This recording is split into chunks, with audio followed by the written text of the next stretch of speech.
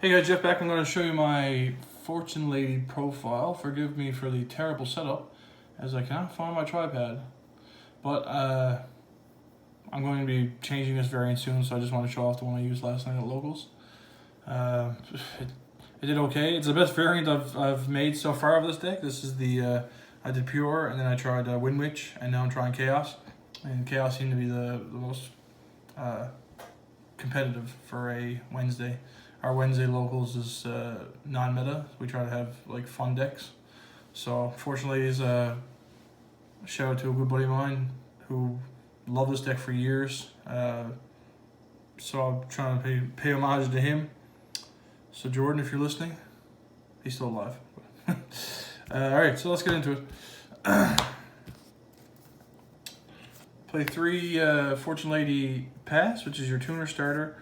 Her effect is when she's summoned, you can banish other spellcasters from your field or hand to increase her level by that many.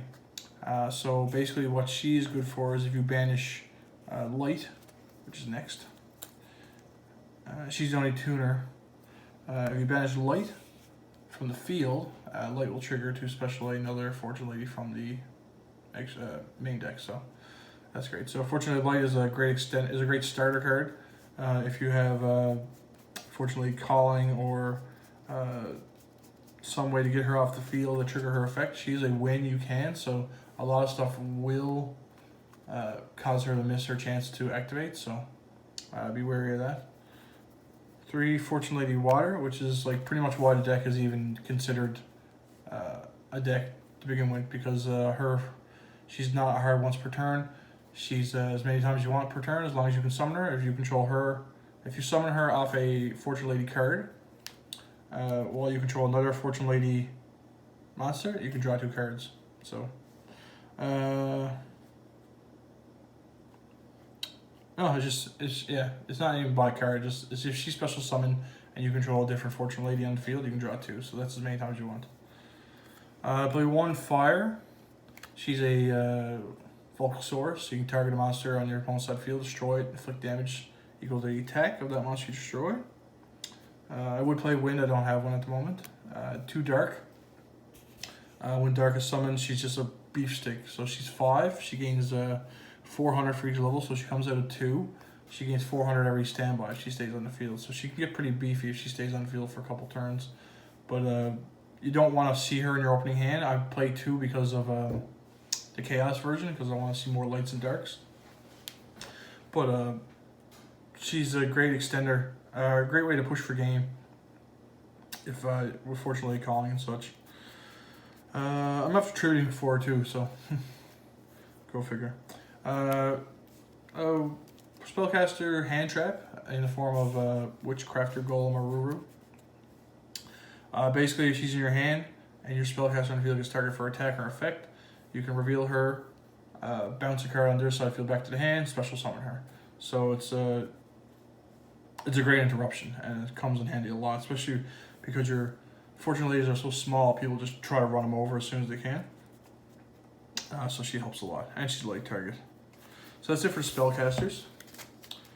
So we'll get into the Chaos, I guess, what helps with the Chaos / Guard Dragons I use. Ran Ryu, so 1500, 200 archetype. They got a load of them, Gigabyte and Inferni, or I can't pronounce it, the Firefox. A bunch of these 1500, 200s that can be special summon if you control a spellcaster, so just a helpful extender. And if you get locked into synchros with Fortunately Calling, manipulating Dark, Fortunately Calling into another level that you may need because you have so many options in the deck, and then plus Ryu, you can go for a lot of different synchro plays. 1 Black Dragon, 1 White Dragon, and 1 Destrudo, just for extenders. The Guard Dragon play does come up once in a blue moon, but you have to open one of these guys, so it's not exactly it's not easy since they're at 1 now, but good extenders. I mean, it helps. The whole point of the Chaos build, we'll get to the spells, is to get the ladies banished, because Fortune Future is such a ridiculous card. So These two help you get more bodies on the field and banish the ladies from the grave. And Shooter just helps for that's our tuner, so he can help for whatever you want extend as well. A couple of hand traps in the form of Phantasme. Just play this because I play Red MD, so Red MD can bring these guys back to the grave once I use them, and helps you draw cards, get into your combo pieces, and helps from protection of targeting. And Red MD, of course, is just probably the best dragon in the game. So some Chaos monsters. I got a Light Pulsar, Chaos Dragon Legionnaire, and 2 BLS. Light Pulsar will probably change to another, or Emperor Dragon if I had one, or another Chaos Legionnaire if I want to get one. So, but these guys, these are pretty much your win cons. If you're forced to go first, you try to make a board that you can protect yourself until you go second to bring out the big boys. It's pretty straightforward. They win BLS won me almost all my games, so if I could run more lights and darks, you'd almost run 3. Alright, so that's it for the monsters. 3 spells. We'll start with spells here. Fortune Vision searches any Fortune Lady card. Has 2 more effects that hardly ever comes up. The best effect is, well, it's a continuous, so on activation you search a Fortune Lady card, which is great. Helps you start always searching Fortune Lady Calling if I open a Fortune Lady in my hand. Second effect is if a card on your side of the field or your opponent's side of the field is banished, you can activate this card. For the rest of the turn, cards you control cannot be destroyed by card effects. Is it battle as well? No, just card effects. So it protects your guys from card effects. That hardly ever comes up. It came up once last night to help me survive a turn to win a game. So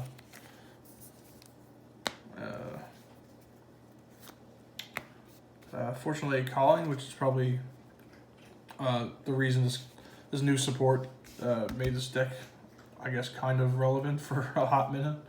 If you control a Fortune Lady, you can special a Fortune Lady from your deck with a different name, and then you're locked into Synchros, which is, I mean, that's it. That's all you can do with that. But if you, so pretty much the combo is opening this with either light or dark, or light or past. You summon either or, and you summon the opposite from this card. So say you summon light, you summon past, you use past to banish your light.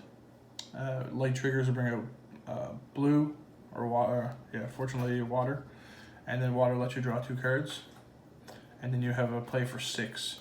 So that's the problem I'm having now, because there's no real good floodgate synchros out there, unless you want to make like a well, I was making Crystal Wing with the Wind Witches, but it's a bit harder to make Crystal Wing in this deck. So, but anyway, that's an amazing card. It's hard once per turn, but it's great. The reason I tried the Chaos variant is I maxed out on Fortune's Future.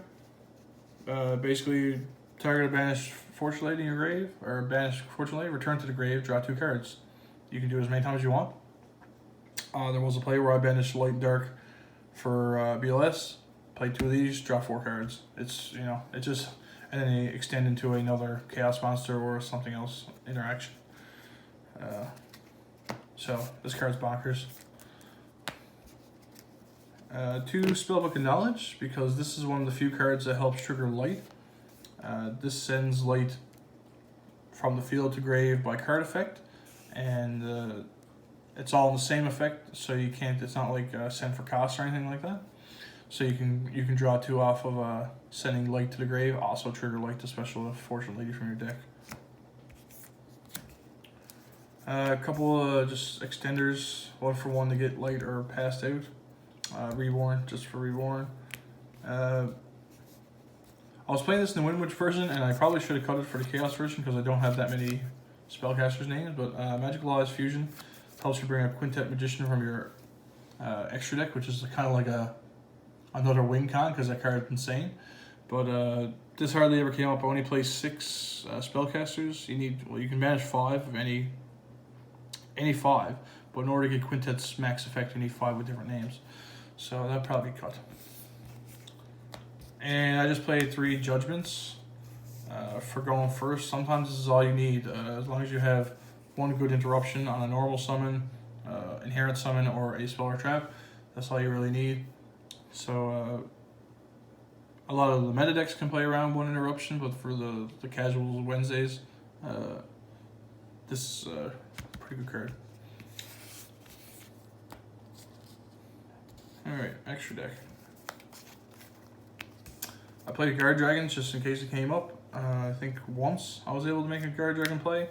So I made Masquerena. I brought out Light and Dark. I made these two, so you have the 2 arrows going, so you can bring out Red MD and get your plays going. Masquerena is a really good card as well. Unicorn, Skull Dread, Boral Sword, Avermax, just good generic link monsters, especially for Saryuja for the dragon climbing with the link guard dragons. Avermax and Unicorn for IP, and Boral Sword to win games. Quintet Edition, as I was talking about, for the Magical Life Fusion. Never came up this week, but last week when I played Windwitch, I came up like twice. Then the Synchros, which is probably the weirdest part because I'm not even sure what to be playing for Synchros. I'm still trying to see what Synchros are out there that I can help make turn 1 that are some type of form interruption. But Champara is good for going second. Coral Dragon helps me get into another Synchro I have, and also lets me draw a card, so that's pretty good. And it's also good for going second. Fortunately, Past and Destrudo are dark, so you can make BLZ. Trish comes up a couple times because you can make you can have Fortune Lady dark with 2 level 4s on field. There's lots of ways.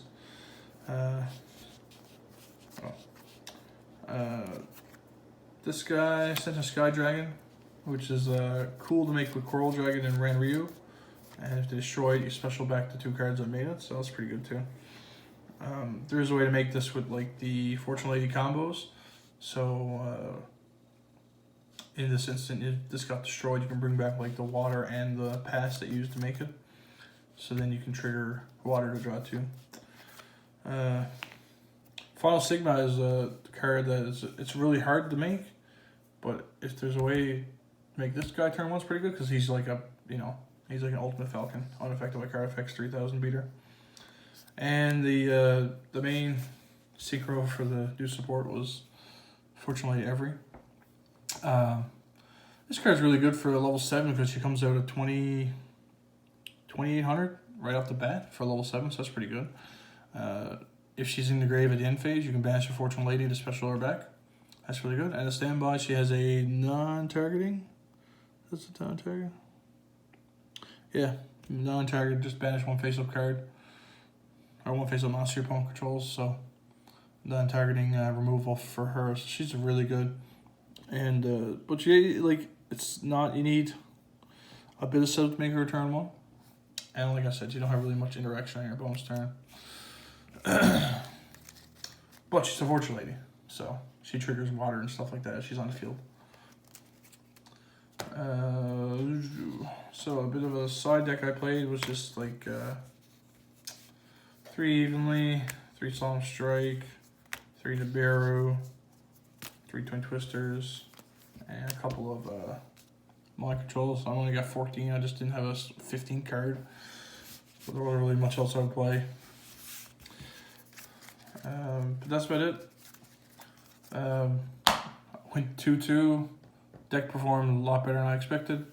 Still a lot of tweaking to do, but there you go, guys. If there's any Fortune Lady fans out there, give me your strategies or tips and tricks. I look online; it's hard to find anything doing anything crazy with the Fortune Ladies other than Pure, and Pure is not the best. All right, thanks for watching, guys. Geoff out.